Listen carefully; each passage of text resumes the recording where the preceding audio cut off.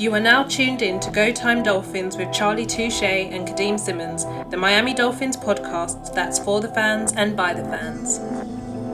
Gotta make them lose their mind when it's your time. And it's showtime. Going all out when it's go time. I ain't wasting no time. Gotta make them lose their mind when it's showtime. Cause it's your time. Lay it on the line when it's go time. Don't waste no time. The dynamic duo are back. Shout out to all the guests we've had over the past few episodes. Aaron Kasker from the Same Old Dolphins Show, Jason Sarney from Dolphins Talk, and the legend that is Carl Ulbrich, the punter that is awaiting his chance for the Miami Dolphins. Basically, having punt a few times and try and make the roster. But do not adjust your headset. Do not press pause and wipe your eyes and try and work out who that is. Because yes, that is the one, the only Mr. Go Time Dolphins himself, Charlie Touche. Charlie, how are you? It's Go Time Dolphins, the Miami Dolphins podcast that goes not only across the pond, but across the world. I'm your boy, Charlie Touche. I got my co-host, Kadeem Simmons, with me. It's always for the fans and by the fans. Your favorite podcast. I ain't gonna lie, official affiliates of Fanatics, where you could be a fanatic of your favorite franchise. And Kadeem set me up real good, bro. And I'm gonna send it right back to him and be like, super jealous of the jersey that Kadeem Simmons is wearing right now. Listen, I don't like it, bro. I don't like the fact that you got that jersey and I don't, bro. Kadeem Simmons is rocking the Inter Miami Dolphins kit. You know, I gotta say kit because it's soccer. You know what I'm saying? The Inter Miami kit of the Miami Dolphin colors. Listen, is that a Messi jersey? There's nothing on the back. I didn't. So, peek behind the curtain. I wanted to get Go Time Dolphins on the back, but it didn't fit when I was ordering it from Adidas. I was then going to get GTD CADs, but I don't think enough people would know. Obviously, the GTD community know what GTD stands for, but I don't want to be out and about. People hey, what do GTD stand for? So it's a great conversation starter, but people leave me alone. I'm out and about. I'm with the missus. I'm with my son. I don't need these people bothering me. So nothing on the back. It's just plain. And yeah, it's beautiful. Absolutely beautiful. Stunning, mate. Absolutely cracker of a jersey, mate. What of a jersey? So what? It's a cracker of a jersey. Cracker of a jersey. I don't think that quite makes sense, but I understand what you were trying to say. You know, I was trying, bro. A for effort. 100%. Listen, talking about effort. Actually, you know what? I have a quick announcement. So, EA College Football is out. Madden comes out soon. I am ready to play. Any GTD fan, any Dolphins fan, any football fan. If you're about that life on the sticks, come hit me up. I'm on PlayStation. I'll beat you on PlayStation. Doesn't matter. And just because of that,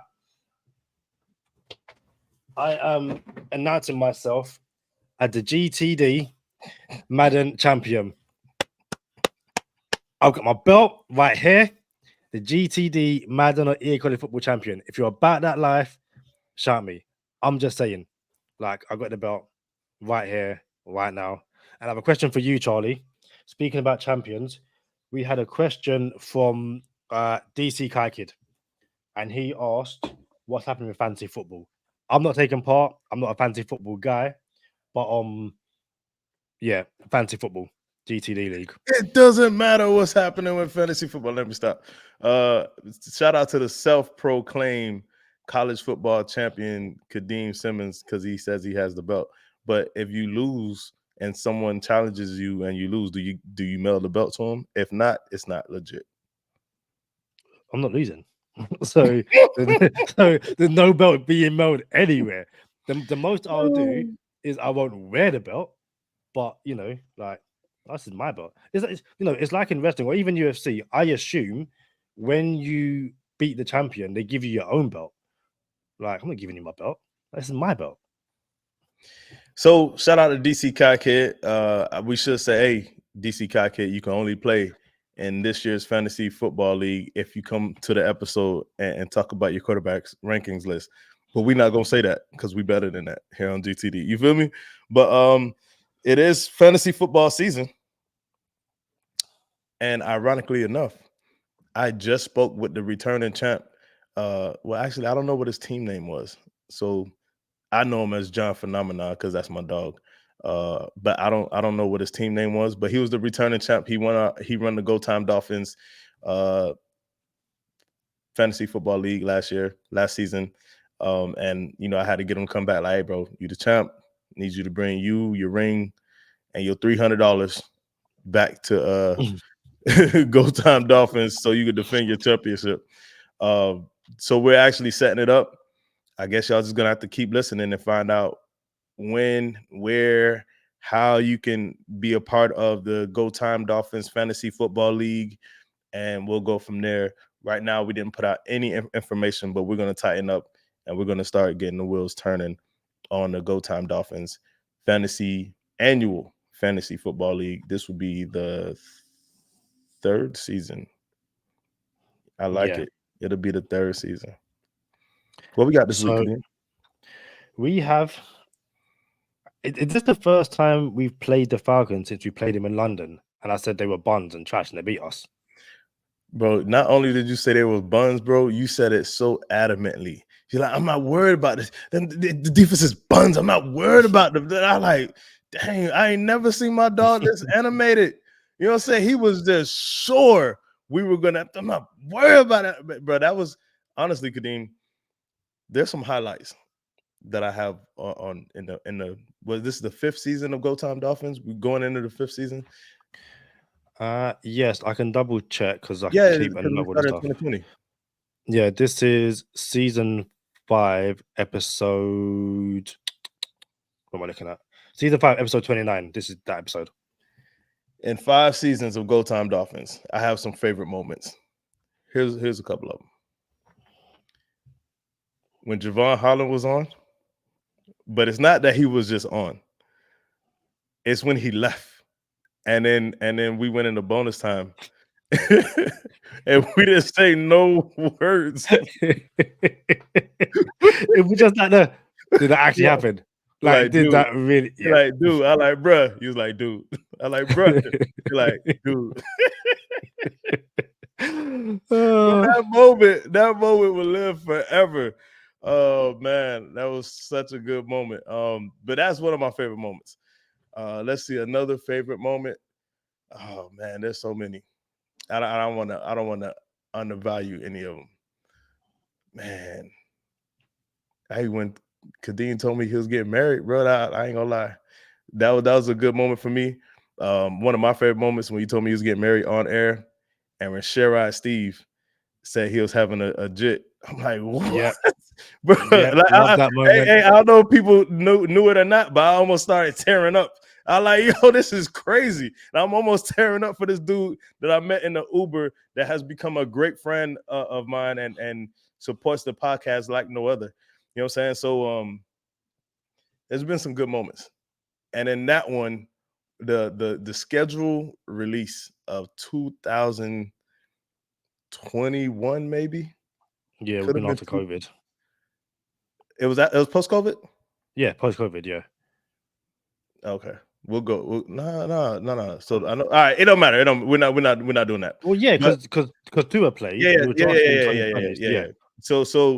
So the 2021, I believe, is 2021 schedule release episode. Matter of fact, if y'all want a nice episode, that was one of my favorite episodes. That schedule release episode. And Kadeem was just certain we was gonna mop the floor with everybody. I'm not scared of Atlanta defense. That defense is buns. I'm like, dang, my dog going off.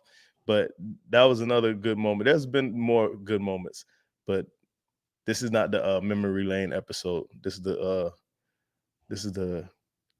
Atlanta Falcons coming to Miami in a preseason game, which I was at the preseason game last year against Atlanta, Kadeem.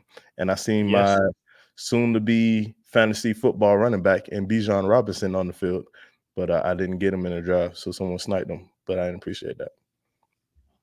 Yeah, actually, yeah, we've got the video. It's like the Eric Ezukama like jet sweep. Like we've got that video. Yeah. We've got Isaac Raheem Mostert saying hi to you. Bijan Robinson. Yeah, again, that's if you Raheem go on our Mostert and Alec Ingold shot be all like, hey, what's up? Y'all boys say what's up to Go Time Dolphins, and they were like, what's up to Go Time Dolphins? Yeah, man, we had a couple of them things. Pretty good stuff. So yeah, Falcons. We've had the first and I believe second joint practice. I think one of the main highlights from day one of joint practice. And again, I know like Charlie, you're obviously busy and stuff, so you probably haven't seen it, but it kicked off. I'm talking like bench clear, both bench clear. It was the Falcons offense against the Dolphins defense, and for what people are saying, like even like Tyreek Hill had to run over, and I think someone tweeted that like Chop Robinson was holding his own. Like people coming all at me with like, yo, just chopping him away and stuff like that. So, Bruh, you know, hold up, Kadeem. Chop Robinson looked like Jon Snow against the Atlanta Falcons offense, boy. that boy is ready, allegedly. You know what I'm saying? And allegedly, what started it allegedly is Ethan Bonner versus Drake London. And the first thing I thought of, Kadeem, was how many reps is Ethan Bonner getting to be up against Drake London? And how long did that last before Atlanta said, hey, nah, bro, we're not putting our wide receiver one against someone who's never seen the field before? You know what I'm saying? So I had some questions when I seen Ethan Bonner and Drake London got into it. Like, how is that a thing? You feel me? But yeah, so the bench is cleared. And in some organizations, if you're not involved in the fight and your teammates are fighting, you get fined for it. So you probably seen everybody run to the pile, but you know, Jon Snow and Chop Robinson, they the same person. Well, actually, I was going to say, so I'm looking at the Dolphins depth chart, which came out Monday, and obviously it's first on depth chart of preseason. Take it, you know, it probably doesn't mean too much. Things are going to change, but right now, Ethan Bonner is CB, let's say 4. They got like Jalen Ramsey, Cam Smith, and Storm Duck, and then they got Kendall Fuller, Ethan Bonner, Syrian Neal, and I Johnson. His name escapes me right now. So Ethan Bonner at the very least is turning some heads in camp, and like he's a really quick dude, isn't he? Like very, very quick. Allegedly the fastest person on the team. Yeah. From Tyreek Hill's mouth, Ethan Bonner is probably giving him the biggest run for his money out of Tyreek Hill's mouth. So I guess it's, hey, if he's coming up against Drake London and it's kicking off, he at the very least is holding his own, which I guess is excellent news for the Dolphins in terms of depth. Sorry. But then I guess also the positive news is essentially Tua looks like he's Dyson, and we've kind of heard that all through training camp. But this is the first time it's up against another team, and apparently, like the first 5 passes, he went like 4 for 5, ending a touchdown. From what everyone is saying, including like in interviews, Tua has basically not stepped up, but if there was any doubt before, this is now his team. There's teammates saying, if you aren't doing something right or not up to standard, he's calling you out. And it sounds like we've kind of joked before about getting Alabama Tua, but this sounds like the clearest indication right now that we have Alabama Tua in the building. Night and day, Kadeem. Night and day. Tua under Brian Flores, Tua in his 5th year post-contract. Night and day. So conversation will be short. Yes, sir. No, sir. Okay. Thanks. Appreciate it. Like Tua kept everything short. Media Tua back in the Flores regime. One-liners. That's it. We're not getting none of that. No jokes at all. You feel me? Even in the first year of Mike McDaniel, Tua was like, hold on, man. Are there cameras? Y'all pranking me? Y'all really like me? You love me. You really love me. Shout out to The Mask, Jim Carrey and The Mask. You know what I'm saying?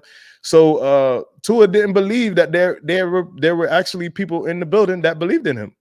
So then we seen the result of year one. Mike McDaniel was in it short with the concussions. Second year, again, talked about as an MVP. And I have a source, Kadeem.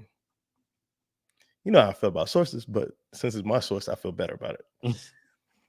I have a source. And the source has told me they have never seen Tua as animated as he's been in this training camp and in this offseason. Oh, we should put a drop on the Go Time Dolphins, a doorbell drop. Like, who we got? You know what I'm saying? Since we can't have the wrestling music, we should hit bling bling. Oh, who's coming on the Go Time Dolphins? You know like, you feel me? Like, oh, we got Shirai Steve knocking on the door. You feel me? You need to go get that, Kadeem? Oh, Shaq's got it. Oh, all right. You know what I'm saying? Like, hey, who we got? But anyway, yeah. So the source told me they've never seen Tua as animated and dancing as much as he's been dancing this offseason, like at practice. And I imagine, Kadeem, it's not a shot at nobody. Maybe it is. But if you go from Devontae Parker and DeAndre Washington, I think is his name. I don't even know his Running name. back. Yeah, you know what I'm saying? And I can't even remember some of the other dudes. Shout out to friend of the podcast, Jakeem Grant. From that receiving core to Tyreek Hill, Jalen Waddle, OBJ, Devon Achane, Raheem Mostert, Taj Washington, Malik Washington. You know what I'm saying? Jonnu Smith. Jalen White. Bro, if you go from one to this, I would be dancing too. You know what I'm saying? I'll be dancing too. Like, I'm cooling, bro. And I know I understand that social media has a job to do, but some of these passes and some of the plays look so effortless, like as they did in the regular season, by the way, before week 12. You know what I'm saying? Like, it's funny to me how the entire people outside the Miami Dolphin fan base talk highly of Tua and the offense and the Miami Dolphins. Like, yo, y'all boys a problem. You know what I'm saying? Like, I don't want to see Miami and this and that and that and this. And I'm not talking about the media. I'm talking about like fans outside of the Dolphin fans. And as soon as the Dolphins get riddled with injury and we don't go as far as what we thought we should have gone, our fan base, maybe rightfully so, you're allowed to do whatever you want, will just, I was going to say something that's a London phrase, you know what I'm saying? But would just like talks down on the Dolphins so bad. Like, bro, y'all act like if we were full strength like we were in week 8, this would have been the result. You know what I'm saying? Like, not even full strength. You lose 1 or 2 people, cool. Like, we didn't lose 1 or 2 people. We lost like 12 people. You know what I'm saying? So it's unfortunate, but let's not forget what we were looking like when there were actually teams, Kadeem, during their own games talking about the Miami Dolphins in their huddle while they're on the field during their own game, i.e. the Detroit Lions. Like, bro, y'all see what the Dolphins are doing? Hey, they're in the middle of their own drive. You know what I'm saying? So come on now. Like, this is the same offense that I expect to see come back this year. It's interesting. I know this is a Falcon TV, but I want to say this very quick because we are very similar in terms of we don't engage with most conversations on social media because there's no point. Social media ain't a real place, as you always say. You're arguing with people you don't know, and it's an avi and all that kind of stuff. But back end of last week, I got into a back and forth on social media, and you know, the whole thing is, well, the Dolphins don't win big games. Tua can't do it in the cold. You know, just the normal Tua stuff. And I was like, it's the NFL. There's 18 weeks, 17 games. Every week is a big game. You know, like, especially in the AFC, we're at a stage now where you're going to lose games, but you lose week 1, you're behind the 8 ball. So, and again, if you look at the first few weeks of last season, Dolphins don't win big games. Charlie, who do you play week 1 last season? The Chargers. Now, it was against the darling that is Justin Herbert, The who, darling. and again, I'm not going to make no jokes about injuries. I don't believe that, but there's a conversation to be had. The Dolphins beat the Chargers week 1. And people are, oh, it's a bad Chargers team, it's a bad Chargers defense. That was at the end of the season. People weren't saying that week 1. That was not, after the game, that was not the narrative at all. When we slapped up the Broncos, prior to that, it wasn't a bad Broncos team. It was a Broncos team that invested heavily in a quarterback to try and win their division. The Dolphins were, as we've said, Tua should have got 5,000 yards last season, but he didn't because we didn't have to play him for 4 quarters. While other quarterbacks are playing 4 quarters because they're in back and forth games, that wasn't the case. The Dolphins were better than essentially nearly every single team they played until the injuries. Go figure, like it is what it is. So yeah. Bro, Kadeem. It's funny you said that because I thought it was the season before last. So it wasn't the Chargers home opener. It was when we opened against the Patriots, I think. Either way, maybe it was last season. But I said basically what you said about being behind the 8 ball. And what I didn't want to do was come on to the podcast 1-0 and talk about the playoffs 1-0. And then I ended up coming onto the podcast talking about that matters for the playoffs at 1-0. And I didn't want to do it, but I ended up doing it anyway because it was reality. The AFC is so deep that when you play a team outside of your division but are in the same conference, it matters come week 15, 16, 17, 18 when you're talking about seeding. Oh, we lost to the Chargers, so now we're looking at a 6 seed instead of a 2 seed. You know what I'm saying? So every little thing matters. So y'all thought y'all wasn't gonna hear me talk about Trevor Lawrence this week 1. Not this week, but week 1 coming up of this season. All right, come on now, bro. Like this is where it matters the most. Well, maybe it doesn't matter the most, but at the same time, when it does matter the most, you don't get credit for that either, Kadeem, because you know why? Oh, y'all just beat the Cowboys. The Cowboys haven't beat nobody. So what happened to big games? You know what I'm saying? I thought you said big game. This is a big game. You know what I'm saying? So we lost it. It would have been y'all lost another big game. But if we win it, well, you only beat the Cowboys and they haven't beat nobody. Man, listen, I'm ready. I'm here for it, Kadeem. It's 2024 and the prediction has to come true. You know what I'm saying? So I'm here for it. It literally has to. It has to come true this season. Bro, I'm getting sized up. Where's my ring? Bryce Harper voice. Oh, check out my dog. My dog got a ring. Kadeem got a ring. Question for you. Because it is obviously Falcons week. It's his first preseason game. And the main question, who do the Dolphins play any of their starters at all against the Falcons preseason week 1? Bro, why was Ethan Bonner covering Drake London? Bro? Like that's what I'm telling you. When I seen this out on the tweet allegedly said that Ethan Bonner and Drake London started was the beginning of the fight. And I'm thinking, are Greer and McDaniel so like ready and dialed in that they like, nah, bro, we're not doing this. Like I think the Rams do it. The Rams don't play nobody in preseason ever, and then they come out and just week 1. You know what I'm saying? So I don't know, man. I don't know what to do either, Kadeem. I'm not even gonna lie to you. I'm glad I don't have that decision to make because I feel like you got to get some reps in. You got to get acclimated. I like the fact that we play outside. We're not playing in the bubble at practice.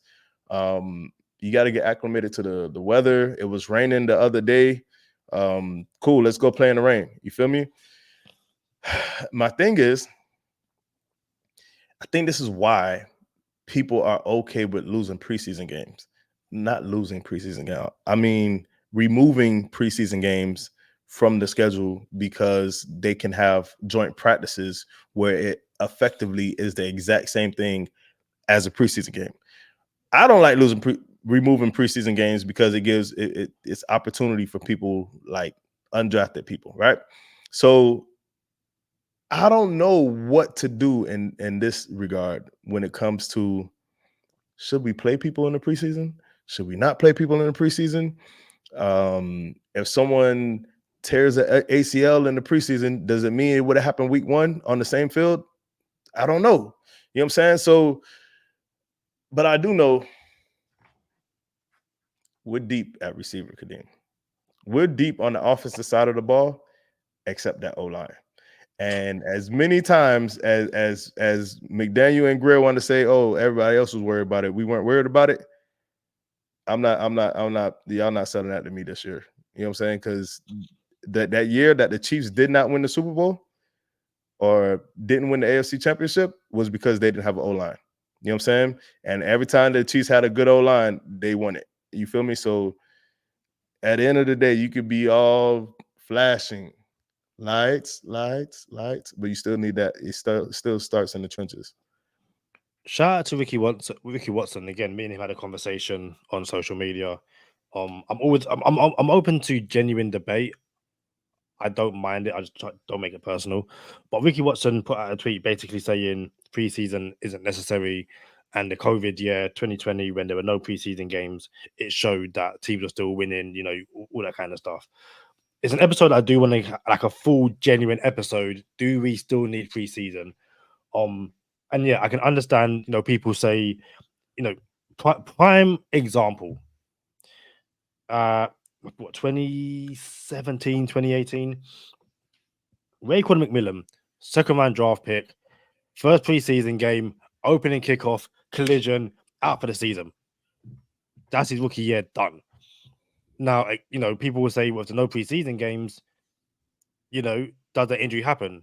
And the point I was making is that people got Jalen Ramsey last year, didn't get hurt in a preseason game, got hurt in practice.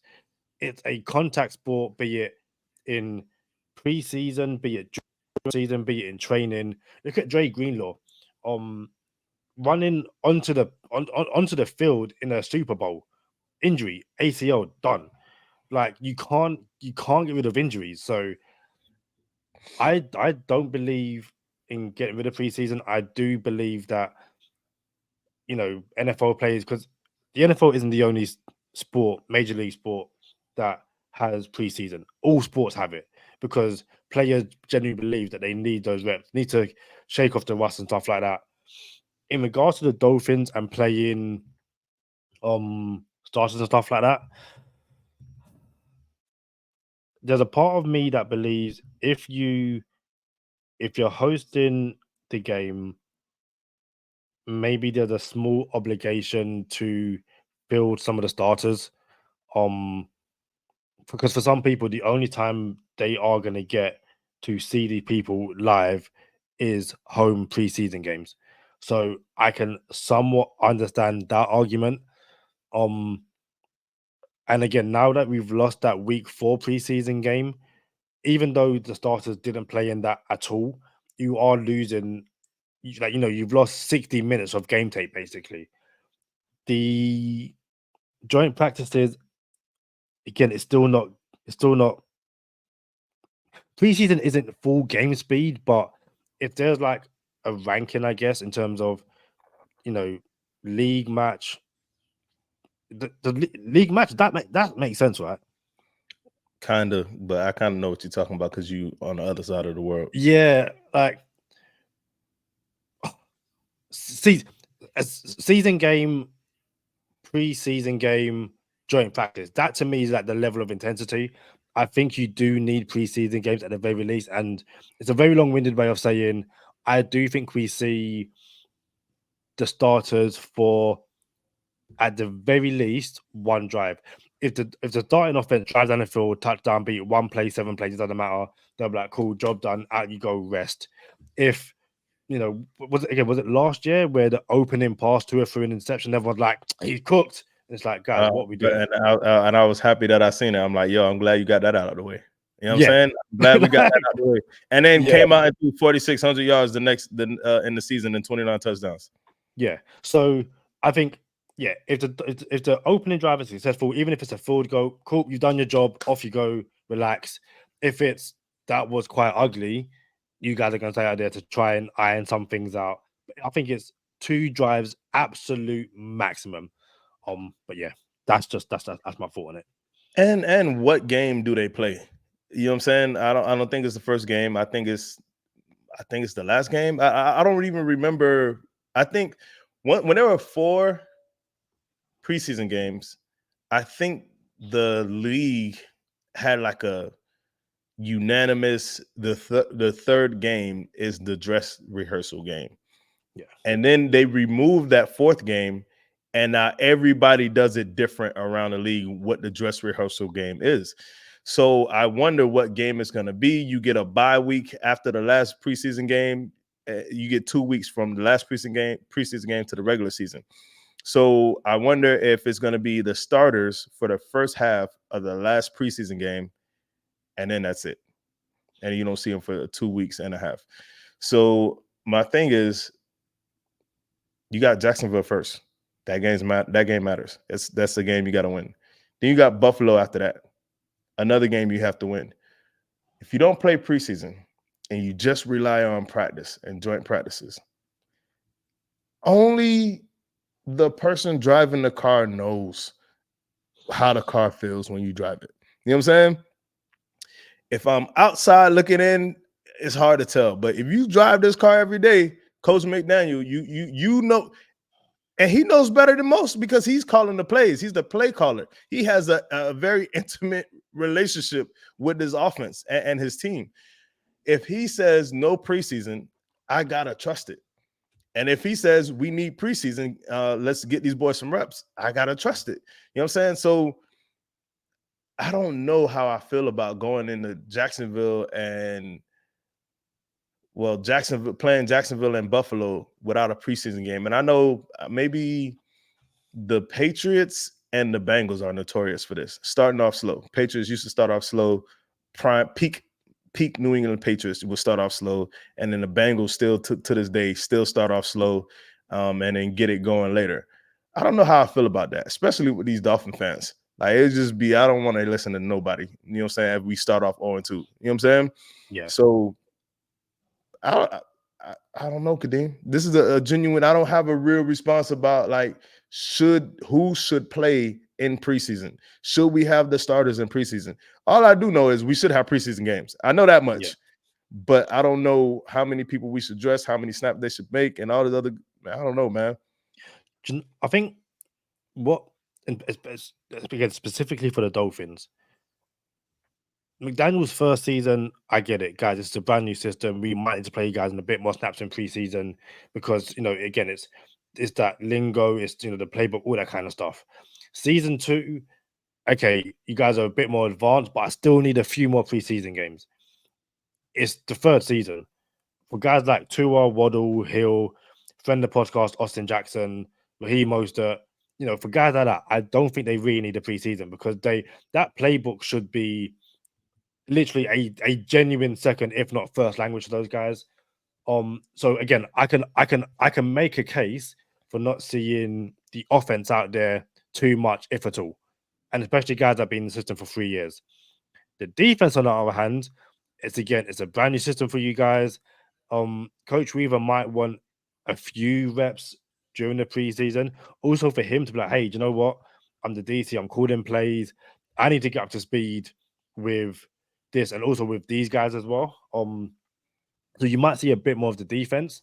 But I think ultimately it's, regardless of the score, it's all about getting those reps and making sure that you are fine-tuning yourself, that you're ready for week 1. Yeah, I'm not saying we should go out and win preseason games. Yeah, I'm not saying that. I'm just saying I'm on the fence about playing who to play in preseason, and I can't even get the words out. Like, I'm not even sure what we do with who's playing and how many snaps they're playing in. But we got Atlanta, man, and we'll get into an Atlanta preview on the next episode. Is it? Yes. Yeah, and we should have a guest from the UK, a Falcons fan. So look out for that one. For sure. Let's get into bonus time, man. Y'all know what time it is. Stay positive, test negative. For Kadeem Simmons, I'm Charlie Touche. Thank you for tuning in this time. Make sure you catch us next time on Go Time. Already. Gotta make them lose their mind when it's your time. And it's showtime. Going all out when it's go time. I ain't wasting no time. Gotta make them lose their mind when it's showtime. Cause it's your time. Lay it on the line when it's go time. Don't waste no time. Gotta make them lose their mind when it's your time. And it's showtime. Going all out when it's go time. I ain't wasting no time. So, listen, we are two of the biggest Chris Greer fans. We are. The youth of the nation. You know what? Genuinely, Youth of the nation. I thought you were singing the AJ Styles theme as like a wrestling thing. Like, we are. Like, okay, but clearly not. But yeah, we are the biggest like Chris Greer fans, and for the most part, if he says something, we're gonna believe it. But as you alluded to earlier, when he says, and to be fair, I don't think he said it so far this offseason, but when he says we believe in the soul line and all that, like you guys don't need to worry. If he said that today, I'd be like, yo, big man, whatever you're smoking, nah, like you need to get off that thing ASAP. Like you can't like that trick isn't gonna work on us this season. And looking at the looking at the depth chart, if the season started tomorrow, you have Teron Armstead starting left tackle, Robert Jones starting left guard, Aaron Brewer at center, Liam Eichenberg at right guard, and friend of the podcast, Austin Jackson at right tackle. Charlie, you've just paid your quarterback, and yet you're protecting him with, in the nicest way possible, I genuinely think 4 of that starting 5 are injury prone. At the very least, 2.5. Kadeem, bro. Listen, What's going on?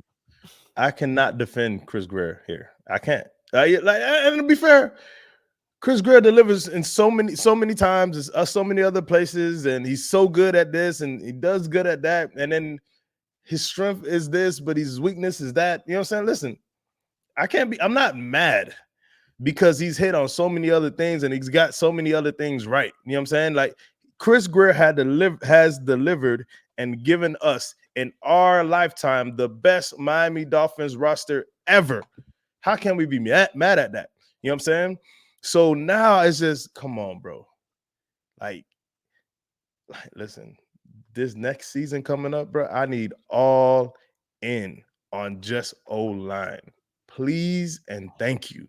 You know what I'm saying? Like whether it's for the first 5 picks of the draft or what, I just need a remodeling. You know what I'm saying? Like, yo, we need to knock out these walls. We need to put something up here. Like, nah, bro, we need a whole remodel of the O-line next season because I don't know that this O-line is good enough to take us where we want to take us. Everything else is. But this O-line is, shout out to my dog LB, the Achilles heel. Yeah, and it's weird as well because they've hit on some good picks.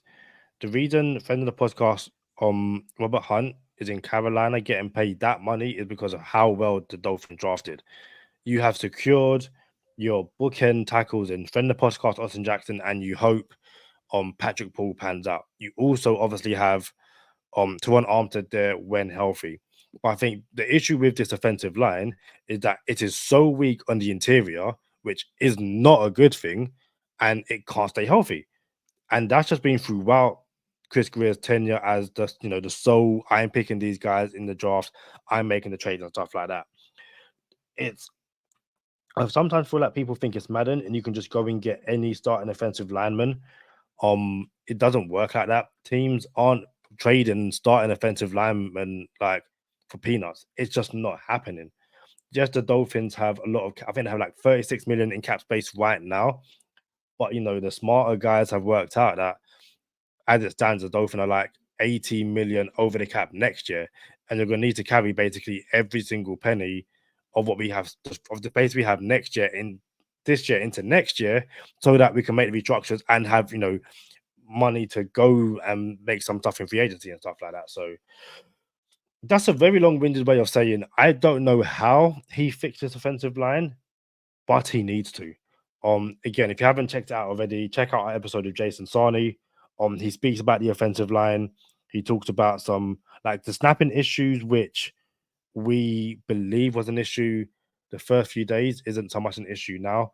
And when it was like the guys right down the depth chart. But you know, we said this, was it the year we drafted Tua? Go draft him a center. Go draft him a legitimate center, which you can, you know, who are there, like that Tua and center partnership is there for the next 10 years. Like that's what they should have done. And the amount of guys that have been on the board when the Dolphins have picked, who are, you know, some of the best centers in the league, it makes no sense. So stop messing around with these converted centers. Find yourself a center as soon as possible, and the rest would hopefully take care of itself. Again, I'm gonna just preface my comments by saying I believe Chris Greer got it right in a lot of places. He's my dog. I am still the conductor and the engineer of the Chris Greer train. I don't have my hat on my whistle right now, but I always go back to this. I wanted Penei Sewell. I'm just saying, I wanted Penei Sewell, and it would have been over Tyreek Hill. You know what I'm saying? Oh no, I'm sorry, Jalen Waddle. So yeah, man. Damn, we could have got St. Brown and Penei Sewell, and then the Lions ended up getting Penei Sewell and St. Brown. Damn, that's crazy. But anyway, dang, I don't like that now. But anyway, I'm like, bro, you just got to fix the O-line. That's all I'm saying. Coulda, woulda, shoulda. You know what I'm saying? But we got to O-line got to. Oh, bro, your O-line supposed to be a strength. Look at Philly, bro. You know what I'm saying? Like y'all stay close. Philly got an O-line. You know what I'm saying? Like they know what they're doing. Like the Chiefs know what they're doing. You feel me? We got to do better, bro. I feel like even the Falcons, like I look at their offensive line earlier. Funny enough, Julian Davenport is there, who I believe was once a Miami Dolphin. Did we draft Davenport? No, we got him from the Texans in 2019. Funny enough, he was part of the Larry Tunsil trade. Shout out to Julian Davenport, Dolphins legend. Shout out Larry Tunsil too. 100%.